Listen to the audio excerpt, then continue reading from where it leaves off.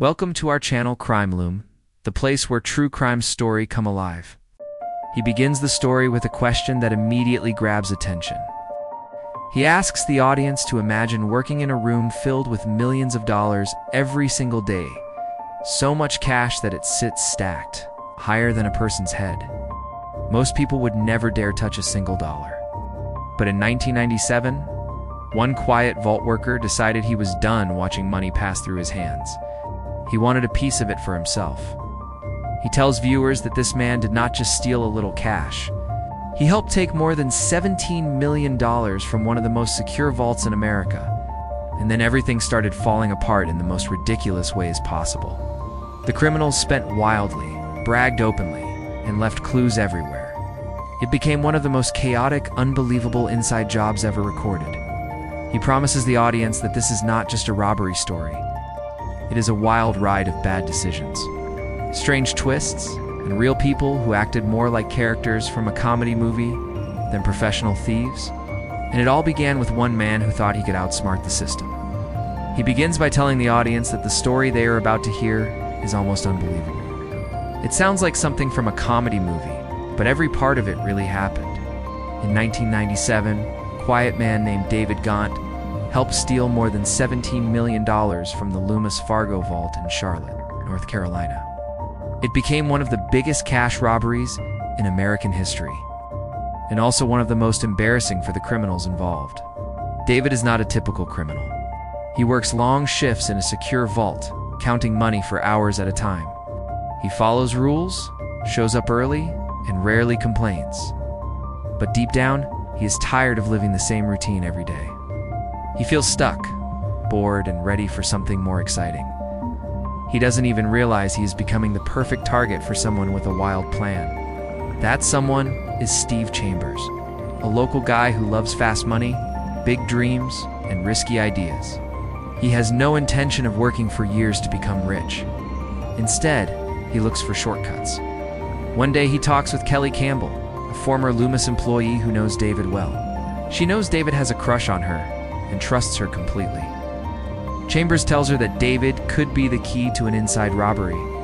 Campbell laughs at first, but then she warms up to the idea and decides to approach David gently. When Campbell first brings up the idea to David, he is shocked.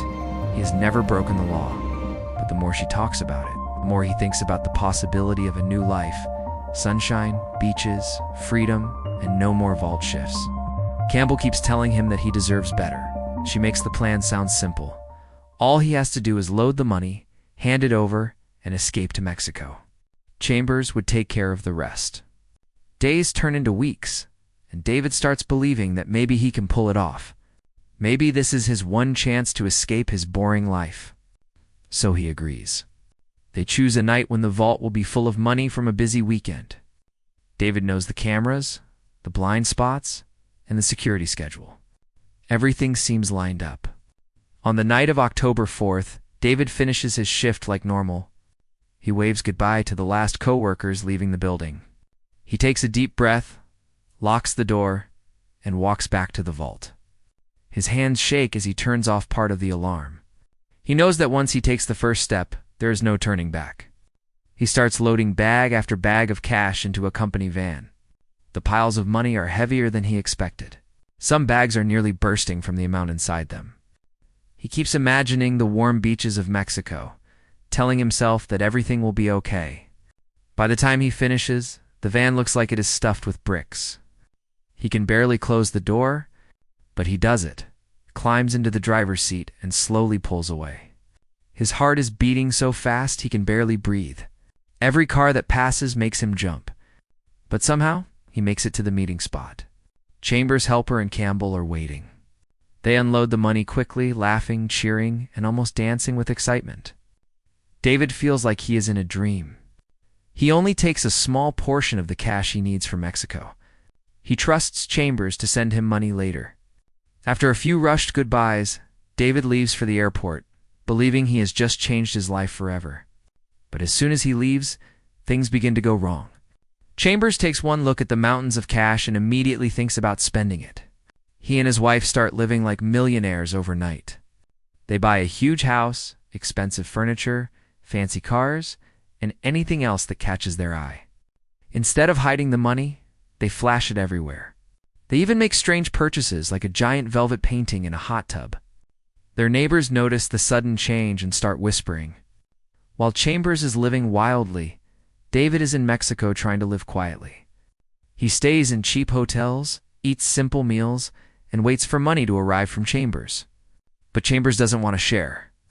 Every week he delays payment, sending only tiny amounts. David becomes frustrated and scared. He begins calling home asking what is going on. Those calls become a huge mistake. Back in North Carolina, the FBI is already investigating the robbery. Security footage shows someone who knows the vault layout. The company records show that David was the last person inside that night. And the biggest clue of all, the Chambers family suddenly has more money than they ever had in their entire lives. They deposit large sums into small-town banks where everyone knows everyone. The FBI does not need much time to connect the dots. As investigators watch Chambers, they are shocked at how openly he behaves. He talks about buying land. He walks around with stacks of cash. He tells friends he has a plan that will pay off big. Eventually, one friend reports the suspicious behavior. From there, the FBI follows every clue, eventually tracing calls all the way to David in Mexico. David does not know that Chambers has his own plan. Chambers begins to worry that David might get angry and talk too much. So he quietly arranges for someone to travel to Mexico to handle David. But that plan is poorly made and never happens. Instead, the FBI shows up first. They walk into David's hotel and arrest him peacefully. David looks tired and worn out. He does not resist.